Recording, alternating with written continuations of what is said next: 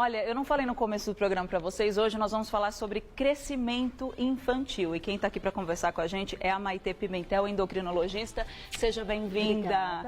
Olha, é um tema muito interessante, porque eu estava vendo uma pesquisa que na maioria dos casos os pais não percebem que a criança já está mostrando alguns sintomas aí na falha do crescimento.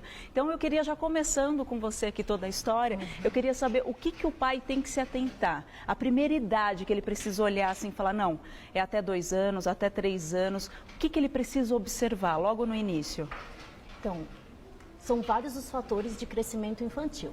Então, se o teu filho é o mais baixinho da fila na escola, tem isso. Se você tem irmãos que na mesma fase de idade estavam mais altos, se você tem crianças que estão muito desnutridas, muito magrinhas também, isso atrapalha no crescimento comparando com outros, né? Outras crianças. E se você tem história na família de déficit de crescimento, ou se você tem história na família de muita alteração na estatura, inclusive dos pais, é importante procurar. Além do crescimento, a fase da puberdade é muito importante. Então, quando a gente entra na puberdade, que a menina começa a mama, os pelinhos, o menino também, o que acontece? É o estirão da puberdade.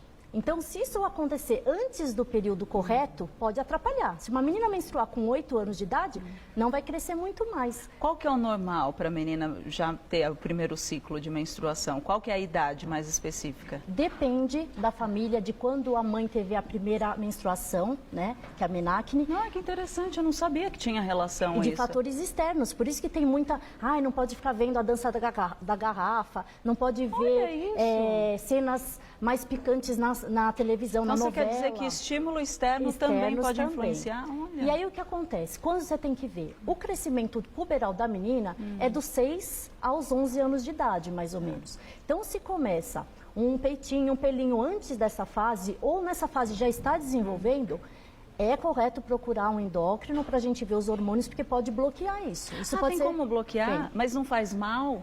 Não, se for uma puberdade precoce, que a gente faz o diagnóstico, você bloqueia com uma medicação, aí a menina vai crescendo, e aí quando estiver numa fase dos 11, 12 anos, mais ou menos de idade do osso, você desbloqueia, ela menstrua, e até aí a gente conseguiu que ela crescesse bastante. Olha, muita gente não tem essa orientação, é interessante a gente saber. Até quero ver as fases do crescimento, vamos colocar aqui na tela, pedir. Olha lá, crescimento infantil.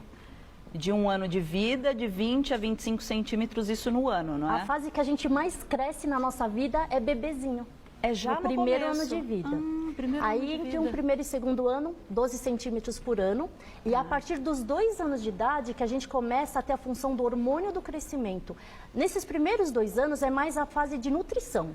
Então, é muito importante que essa criança seja bem nutrida, tenha estímulos externos. Mas, a partir desses 2 anos, é que é a hora que você pode começar a observar e levar seu filho para um pediatra, ou para um endócrino pediatra, ou para um endócrino. Mas e se na família todo mundo é baixinho, aí o pai fala, não, mas não tem problema, ele vai ficar pequenininho assim mesmo. Aí que vem o perigo. Porque às vezes esses pais estão baixinhos porque não foram tratados. Mas a genética deles poderia ser de pessoas mais altas. Então, se você tratar a tua criança, mesmo que você não tenha uma estatura tão alta, ela pode ser até mais alta que o pai e a mãe. Entendi. E aqui do terceiro ano, de 3 anos a puberdade, né, de 4 a 7 centímetros no ano, isso. E a puberdade já 10 centímetros, e aí que vai. Então, e muitos pais também, a gente falou isso na puberdade, que aí tá pequenininho, aí fala, não, a gente nem precisa se preocupar, porque quando chegar na puberdade, aí ele vai crescer de uma vez, e não necessariamente. Isso de jeito nenhum. Por quê? Se a gente perder algum centímetro dessa criança, isso vai ser perdido para sempre, não volta mais. Então, se teve muitas infecções, asma com corticoide, não se alimentou bem, não fez o exercício correto, não teve o estímulo, não tratou de um hormônio na hora certa, quando você perdeu já centímetros que nunca mais vão ser recuperados. Então, você pode até começar o tratamento e crescer. Mas, por exemplo, você cresce mais uns 8 centímetros, mas você poderia ter crescido uns 10, 12, se tivesse chegado na data correta. O que acontece no organismo da criança? Falta o hormônio de crescimento, é isso? Essa é uma das causas. É. Tem uma causa que você não tem o hormônio do crescimento. E aí a gente tem que injetar o hormônio na barriguinha subcutâneo todos os dias para simular o que a gente faz. A gente produz à noite o hormônio do crescimento. Né? Então, por isso que a gente fala, tem que dormir 8 a 10 horas toda criança, tem que se alimentar bem. Por quê? Porque ele é produzido à noite. A gente injeta como se fosse fisiológico e a criança cresce. Mas existem várias causas de não crescer. Conta algumas para mim. Por exemplo, tireoide. O hipotireoidismo na infância dá déficit de aprendizagem, dá déficit de estatura. Problemas de puberdade precoce, que é desenvolver antes do tempo, problemas de fígado, problemas de rim, problemas de alimentação. Tudo isso interfere. Várias vitaminas que não são absorvidas. E assim, tem uma coisa engraçada. Tem uma mãe que veio até chorando essa semana no meu consultório. Doutora, ninguém acredita em mim, eu dou comida para o meu filho, eu dou tudo. Trouxe o vídeo gravado. Tadinha, é verdade. Não, eu acredito. Ela vai um monte de... Não, e a vitamina da menina é baixa. A gente foi fazer a investigação. O que tinha? E ela foi comigo, mas ela já trouxe exames anteriores. Ela tem uma doença que chama doença celíaca. Então, o que acontece? Apesar de você dar comida, você vê a criança se alimentar, não absorve. Então, tem déficit de vitamina e déficit de crescimento. Aí como é que faz Aí nessa tem um situação? tratamento específico para essa patologia. E aí ela vai começar a se desenvolver melhor agora. Nossa, gente, mas você ter falta de vitaminas aí, como que você faz essa reposição? Porque mesmo ela ingerindo, ela não consegue absorver? Aí tem formas injetáveis que a gente dá por veia ou por músculo, que a criança consegue absorver melhor. E esse tipo de tratamento dura quanto tempo? Até a fase de fechar cartilagem. A gente cresce até o ossinho da mão, aliás, de todas as cartilagens que a gente vê pela idade óssea da mão esquerda. A gente vê, na menina até uns 15 anos de idade, o menino até uns 17. Tem até uma foto aqui, coloca aqui pra gente. Coloca, ó, aqui, ó, que ela estava falando. Olha que legal. Esses ossinhos de maturação aqui, ó, a gente nasce sem nada, aí vai crescendo, crescendo, até uma fase que todos estão branquinhos e juntos. Fica tudo encaixadinho. Não tem esse espaço. Então, isso daqui é uma amplificação daqui, né? Quando, aqui, ó, toda vez que tem pretinhos, é que ainda vai crescer bastante. Então, quando vai no consultório, não adianta a criança ter 5 anos de idade. O que me interessa é a idade do osso dela. Se o osso dela está de 3 anos, então ela ainda vai crescer mais. Mas se está baixo é porque está faltando alguma coisa. Aí a gente vai descobrir se é hormônio do crescimento, se é vitamina, se é tireoide, se é hormônio de outras doenças genéticas existem também. E se o osso estiver para cima, você fala, nossa, meu filho está bem, está mais do que o... Não. Quando está para cima é que vai fechar e não vai crescer tanto. Então, um osso que está para baixo, ainda tem a possibilidade da criança crescer mais. Então, até que idade assim, a gente pode mensurar? Eu sei que depende de cada criança e os estímulos, né, que você falou, tanto externo, uma questão genética também. Até que idade fecha tudo? Então, até mais ou menos 15 anos na menina, depende da menstruação. Sempre. Depois que menstrua, até 2, 3 anos cresce, vai de 3 a 4,5 centímetros, no máximo depois. E o menino de 17 a 18 anos. Interessante, a gente ouve falar em tudo quanto é lugar, você vai crescer até os 21 anos. É porque assim, Nada a ver. O menino até os 17 é o pico da puberdade. Aí depois desacelera. Ele pode crescer até os 21, mas cresce mais 1, 2 centímetros, pouca coisa. Então, eu estava vendo também antes naquela outra explicação, então a gente tem que medir a altura da criança uma vez por ano para ver se está indo de acordo com esses dados que a gente passou aqui. Até os 5 anos de idade, de 6 em 6 meses. Ah, de 6 em 6? Quando é nenezinho, até 2 anos, de 3 em 3 meses. Nossa. Porque aí depende de vários fatores que vai ter um déficit muito importante na fase adulta. E quanto antes a gente já perceber, melhor. Isso. E depois dos 5, se for de 6 em 6 meses, ou até de ano em ano. E assim, fica alerta com o pediatra, que ele sempre vai orientar, mãe, não está crescendo direito, vamos procurar um endócrino. Agora, se você não costuma de passar de rotina num pediatra, aí já é bom fazer uma avaliação, né? E sempre tem dados, carteira de vacinação, que remédios usou, quanto foi o peso do nascimento, porque tudo isso influencia. interfere. A gente faz um cálculo da estatura do pai com a da mãe, e aí vê a média que a criança vai chegar. Só que se ela já nasceu pequenininha, já vai descontando um pouquinho. Mas é todo um estudo. Se usou corticoide, mais um pouquinho. E aí a gente faz exames, vamos aumentar isso para aumentar um pouquinho. E o sucesso é incrível, realmente. Um estudo genético e de todo o medicamento que a criança acabou tomando, né? Volto já já. Tá muito interessante esse assunto. Deixa eu voltar aqui com a Maitê. A gente está falando do crescimento infantil. Agora, o que é mais interessante, não só um fator genético, uma predisposição que a criança tem na hora de não desenvolver, né, todo esse crescimento que é o normal infantil, tem a questão da alimentação que é fundamental. A gente falou por cima, mas eu estou muito interessada em saber o que a gente deveria escolher na hora, porque ainda mais com essa alimentação industrializada hoje, as mães acabam na correria comprando mais a industrializada. Não todas, e não estou aqui generalizando, mas a maioria acaba fazendo isso por uma questão de tempo. O que a mãe tem que escolher a princípio? Isso é fundamental, Marisa. Não é? E hoje em dia, você sabe que a obesidade infantil, ela bloqueia o crescimento total. Então, uma criança com obesidade, além de formar mais células de gordura, na infância é muito legal. A célula vai ficando gordinha, aí ela se divide. Aí divide, é exponencial, 2, 4, 8, 16 e vai. Na fase adulta, a gente não faz isso. A gente tem a célula, porque mudou o citoplasma, então ela não consegue mais se dividir, mas ela incha.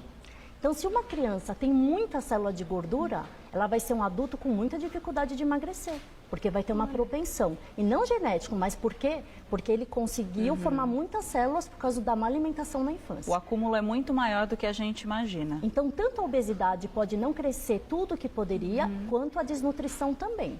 E desnutrição não entenda só como magrinho. Às vezes a pessoa está um peso correto para a estatura, mas não está se alimentando das vitaminas. Não escolhe os nutrientes corretos que o corpo precisa. Então, para um osso crescer, a gente precisa de ferro, zinco e cálcio. Aonde tem isso? O ferro vem do feijão, principalmente o preto, da carne, da verdura escura. É tudo gostoso.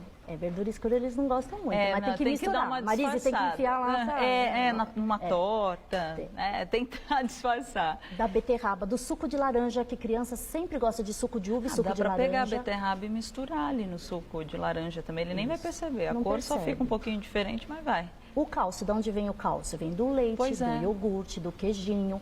E o zinco vem de mais leguminosas e vem de também grãozinhos, como nozes, essas coisas.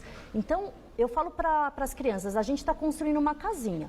Se não tem o tijolo, como é que a casa cresce? Não cresce. Então, é muito importante, e a gente faz negociação no consultório. Tem caderno com linha vermelha, o que está errado certo, ganha prêmio quem come direito, e a gente tem que fazer assim, todo dia, 1 ou 2 garfadas do que é horrível. Fazer cara feia e engolir. Mas todo dia eles têm que comer para mim pelo menos 2 colheradas ou 2 garfadas de alguma coisa diferente. Mas é falta da mãe também fazer o filho acostumar com aquilo. Que sempre já dá coisa gostosa e no Japão, ele não aguenta. Criancinha come, sashimi eles comem desde muito pequenininho. bem, eles comem muito bem lá. Aí você fala, acostumou desde pequenininho a ter esse hábito. O ser humano se adapta a tudo tão fácil, né? Deixa eu ver a primeira pergunta aqui. Solta aqui pra gente.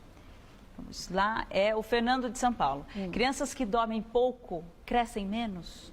A gente falou que tem uma relação. Isso mesmo, porque o hormônio do crescimento ele é produzido no período noturno. Isso é uma coisa que chama ciclo circadiano que a gente tem no corpo. Por exemplo, o cortisol do hormônio do estresse, o pico dele é às 8 da manhã, o do hormônio do crescimento é à noite. Então, quanto mais você tiver, não tanto, não é, vou dormir 20 horas para crescer mais, isso não existe. Né? Então, não tem nada a ver uma coisa com a outra. Dormindo de 8 a 10 horas uma criança com um bom sono, então não é aquele sono que acorda várias vezes, porque isso prejudica. Então, tem uma relação do cortisol com o hormônio do crescimento. Toda vez que você desperta à noite, você tem uma desregulação e você pode não ter os picos. Então, sempre um sono contínuo. Isso é aquela importante. coisa de dormir 2 horas, acordar um pouco, já estragou tudo, não é? Já estragou. Deixa eu ver a próxima, pode soltar aqui pra gente. Vamos lá. A Célia de São Paulo. Pais baixos podem ter filhos altos? A gente quase começou a falar sobre isso. Pode, não pode? Pode, mas depende. Depende. Se realmente a família inteira tem um padrão genético de ser o pai 1,60, a mãe 1,50, a gente não vai ter um filho de 1,90, né? Só se a família é de pessoas de uma estatura média e aconteceu alguma coisa com o pai ou com a mãe que não foi tratado. Então, por exemplo, o pai teve uma doença grave que ficou internado, uma hepatite, ou uma asma grave que ficou vários anos usando corticoide, não foi tratado corretamente, e aí o que acontece? Ele é baixo porque não foi tratado, e não porque a genética dele seja de ser baixo. Entendi. Mas existem casos que a gente pode, por exemplo, a criança pela genética é para ter entre 1,50 e 1,60. Então, a gente vai estimular tudo que a gente puder para ela chegar no 1,60. Por que deixar no 1,50? Então, mesmo sendo baixo, um tratamento específico você consegue atingir o alvo. E tem uma continha bem legal para os pais e mães que estão em casa que tem dúvida. Se é uma menina, pegue a altura da mãe mais a altura do pai menos o número 13 e divide por 2. Essa é a média da estatura da tua filha. Ai, repete pra gente de novo a continha, Então, só as pra anotar. menininhas são estatura da mãe Isso. mais a estatura do pai menos 13 Tá. dividido por 2, vai ter essa média. Olha. E dos meninos é diferente. As dos meninos pega a estatura do pai, aí junta com a da mãe mais 13, divide por 2. E essa vai ser mais ou menos a média da estatura. Olha que interessante, não sabia dessa. Deixa eu ver mais uma questão, solta aqui. Vamos lá. Acho que já eles colocam aí pra gente, então. Já a gente coloca certinho aqui. E, essa já foi. Não, é a mesma? Não é a Célia? Ah, já me trocou, é que era o mesmo nome. É de comida. É outra, é a mesma. Eu achei que eu falei outra Célia. A minha Às vezes é a mesma, né? É, pode ser, pode ser.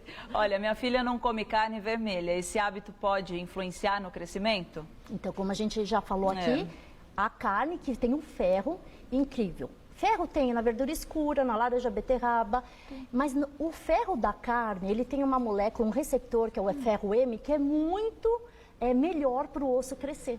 Então, realmente, a deficiência de carne vermelha, a gente, assim, quem é vegetariano vai ter outras opções, mas realmente a carne vermelha é muito importante para o crescimento. Mas não supre totalmente igual a carne vermelha. Que tem pais que são vegetarianos e já passam isso para os filhos desde pequenininho e aí a criança fica debilitada e não sabe direito. Com todo respeito aos vegetarianos, claro. Mas é tão difícil de achar uma alternativa, eu fico morrendo de dó quando tem um churrasco, a pessoa, eu sou vegetariana, e não tem o que fazer, né? Aí para suprir tem que comer toneladas de verdura escura e que às vezes a gente também não consegue comer tanto, né? E também nutrientes demais acabam Também fazendo mal, né? Prejudicam. Pode soltar mais uma aqui, vamos lá. A Fernanda de São Paulo. Que idade devo levar a minha filha a um médico para levar o seu... para ver o crescimento, né? Que eu acho que levou... Pois levou 2 vezes aqui. Como que é? A partir dos 2 anos começam todos esses hormônios, mecanismos de ações para o crescimento dessa criança. Então, se você já tem uma genética na família de baixa estatura e gostaria já de investigar desde pequeno, já desde pequenininho, não tem idade. Agora, por exemplo, menos de 2 anos é mais o pediatra, tá? Porque depende não de hormônio, não é da parte endocrinológica, é mais de vitamina, de suplementos. A gente cuida disso também, mas não é. Agora, depois dos 2 anos e antes dos primeiros caracteres, então é isso. A menina começou a despontar os peitinhos, tá? E os meninos, os pelinhos, a parte pubiana começou a crescer. Esse é o momento. Ou antes disso, porque se você chegar depois da menstruação, a gente não consegue fazer mais nada. Se chegar depois que desenvolveu nos meninos a parte puberal, também a gente não consegue desenvolver quase nada. Então a gente tem que, a menina entre os 5 e 6 anos, o menino entre os 6 e 7 anos, é uma boa idade para você procurar um endocrinologista. Você acha que hoje, agora na modernidade, os pais estão mais antenados nisso do que antes ou não? Você sabe que muita gente vem no meu consultório e fala assim, eu não sabia que era o endócrino que cuidava disso. Nem eu sabia, eu descobri ontem, quando eu recebi a pauta, eu falei, eu não acredito, não sabia. Por isso que eu achei que é muito importante a gente trazer isso para o público, porque é uma coisa que às vezes a pessoa come bola de não procurar porque não sabia, né? Mas hoje em dia, com essas coisas de estética, valorização muito de o corpo visual, tem muitas mães que até vêm no meu consultório, eu quero dar GH, quero dar hormônio de crescimento para o meu filho. E não é assim. É até uma coisa que eu vou deixar bem clara aqui. Tem mãe que fica brava comigo, mas vai ficar brava o resto da vida comigo. Mas você que estudou, que sabe do que tá falando. Porque olha o que pode acontecer. Se a criança tem hormônio do crescimento normal, tá? E você dá mais, realmente ele vai crescer mais. Porém, essa célula, que é o GH, ele pode dar mitose, ele pode procriar várias outras células. E pode desenvolver um câncer, quem já tem uma genética para isso. É muito sério. A gente fala em GH, as pessoas acham que não é sério, mas é gravíssimo. Se você não fizer o acompanhamento certo e ver se realmente está precisando, você pode perder seu filho. E assim, é um medicamento muito caro, Marise, em torno de 10 a 15 mil reais por mês. Nossa, que caro! Por mês. É muito Eu falo dinheiro. Que é o centímetro mais caro que existe. Só que o governo, quando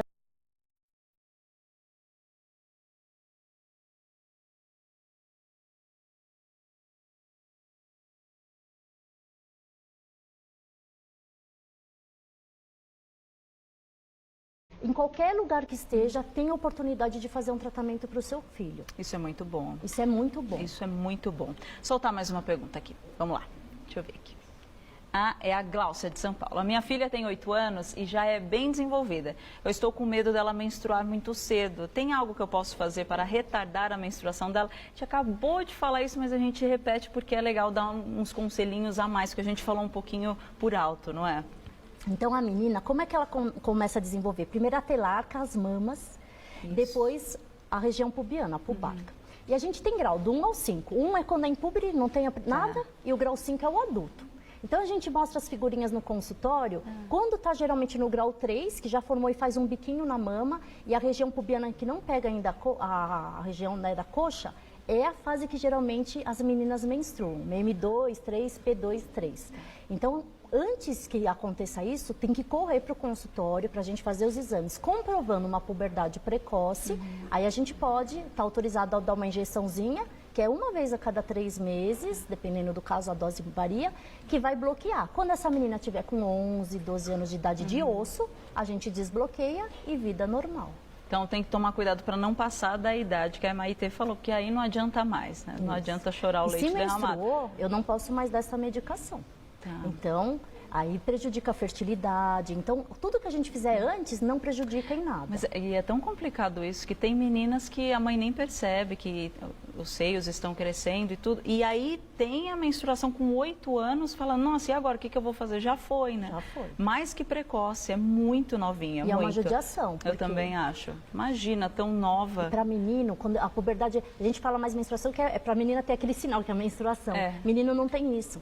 Mas então, e os meninos? Quando o saquinho começar, de rosinha, começar a escurecer e o pênis começar a crescer um pouquinho, começar uns pelinhos mais grossos, essa é a hora que começou. Então, aí procurar um médico. Ótimo. Mais uma perguntinha aqui.